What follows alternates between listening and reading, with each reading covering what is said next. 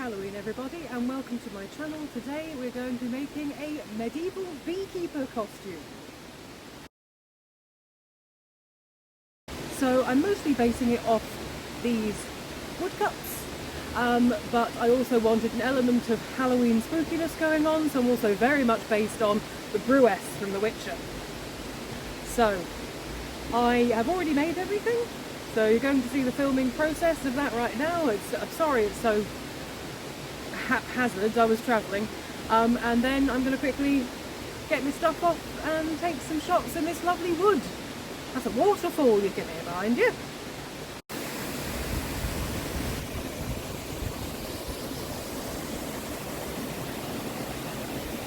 Greetings friends.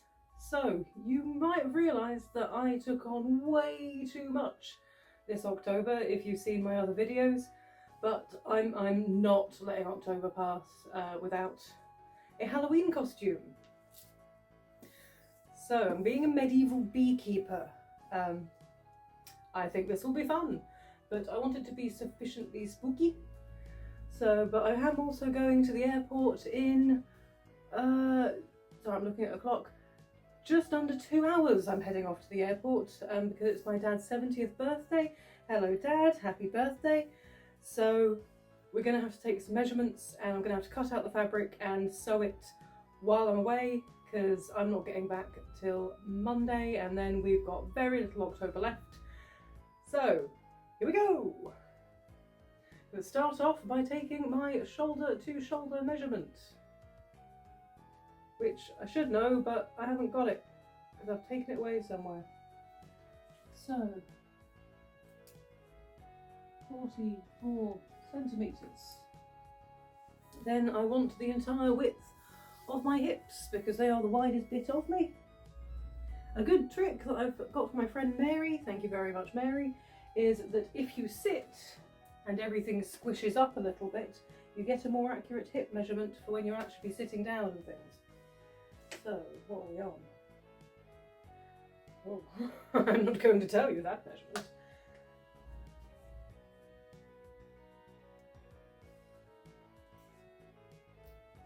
And then length from top of the shoulder, I have to do this the other way around, floor,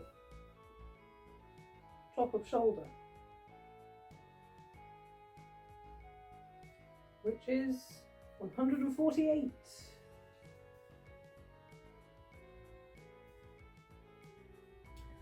For anyone here who was wondering how tall I am, I'm not sure why you'd care very much how tall I am. I'm sort of 5'6" and a bit, getting on for 5'7" if I'm wearing slightly thicker soles, and I'm on a tall day. I feel like there are tall days and shorter days. We're all flexible. I'm going to do a big rectangle for the front, which is my shoulder times the length to the floor. Another one for the back, exactly the same size. I'm also, oh, thanks for the reminder, even though there was no reminder because you guys are obviously not really here. I'm going to do my hip from my shoulder down to my waist, 46. And that is just so I can work out the length of gore I need to flare the skirt out enough that it looks, well, less like a big sack. And it is going to look like a big sack, and I shall tell you for why. I am making this out of some Hessian what I have. It's not really appropriate dressmaking fabric, but I think it is an appropriate Halloween costume fabric. Basically, I'm out of linen and I'm banned from buying more fabric at the minute because I have spent all my budget on tiny things for my Sylvanian haunted house. If you've not seen my Sylvanian haunted house, go and watch it. For some reason people watch the first video and they don't care about the other ones if I do it in multiple parts. Probably not do that then, should I? Oh well, we're all on a learning curve. For my sleeves, for my medieval beekeeper costume, I am using a previous kirtle sleeve, but not pointy. That's it, I'm literally just going to carry on these lines and square it off so it's an appropriate little round sleeve. Because you don't want bees flying up your decorative sleeves. So you're now going to see me filming on the floor. Ha! I lied. So this is the fabric I'm working with. It's actually a painting sheet for if you're painting houses, but I've realised if I put it on my shoulder it dangles just to my big toe and then I won't have to hem it. So literally all I'm going to do is do my 44cm rectangle and then cut it straight down, so this will be like a sandwich board. I'll be able to cut a head hole, poke my head through it, and that will save me some time. Thank God this will save me some time, because also this hessian stuff smells weird. Smells like insect repellent that you put on horses actually. But we'll crack on with that. 44 plus seam allowance, let's make that 50. Will this tear? Oh, it won't. Balls.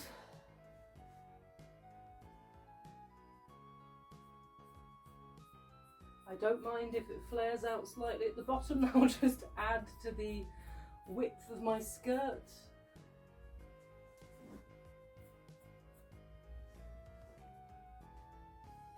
The only thing I really care about is if the front and back panel do in fact match, which, as I'm basically just cutting it while it's folded over, it will.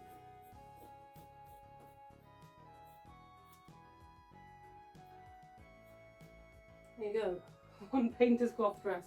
This would probably be a one-day make if I didn't have to leave so soon. And also where I'm going, there is no sewing machine. I agree. Right, so we have our front back panel, all in one. We have a left gore and a right gore, because I just cut off at that angle to make some gores. And I did actually properly cut round the sleeves, so we do have two matching sleeves. Fortunately this stuff is fairly stretchy, very, very stretchy on the bias, so with any luck that should be okay.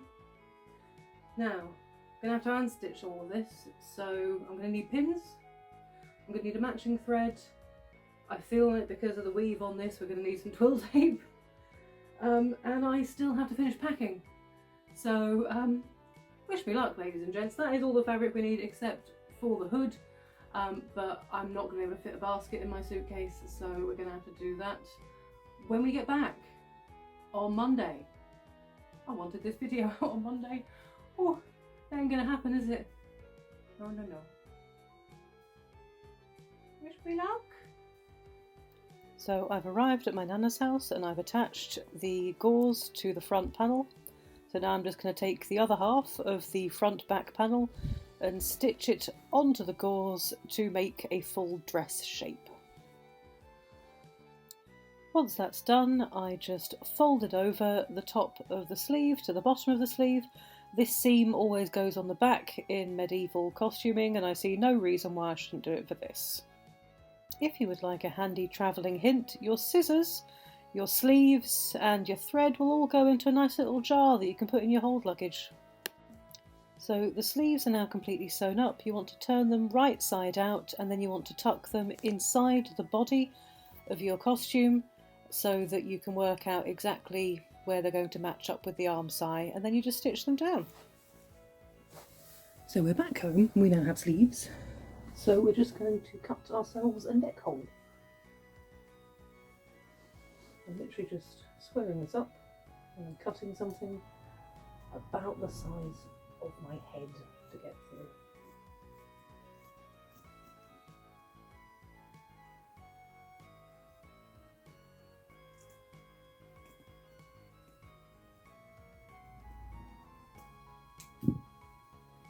And we should have somewhat of a neckline, but we will change it when we put it on our bodies. So we're going to do something that I've never attempted before. We're going to do a keyhole neckline, which will also provide a bit more space up here because it is tighter than I was imagining.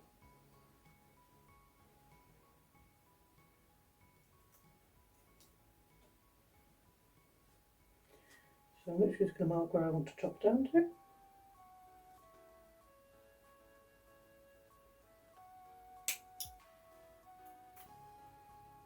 And then we'll cut out the neckline, essentially. So we're just stitching some twill tape round the edges of the collar, sometimes rolling if it's getting a bit frayed.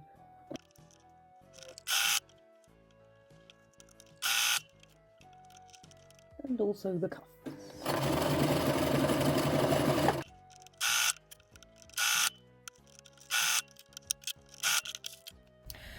Happy Halloween everybody, and welcome to my car.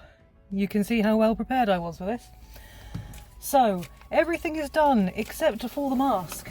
So for that I have the bottom of this hamper, which I'm going to stick a little hood on and wear it like this. Visibility is not bad actually. So I've got about half an hour to kill, so I'm going to start by stitching on some elastic onto my basket.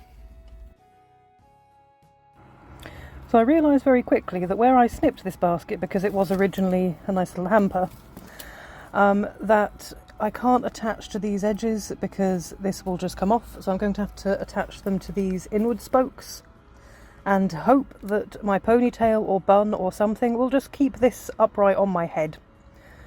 So I'm just going to tie these on because I don't think stitching it is going to help matters. And here we are. My ears are actually doing quite a good job of holding this on my head. Like my little robe hood, I think it works quite well. So the only thing I'm going to do now is basically take some of the same fabric as the rest of my costume and sew it around the rim to make this a little hood. So join me then! Please excuse the bonnet of my car, I forgot to film this bit. So this is the final mask. It does already look quite creepy. I think this is going to go well.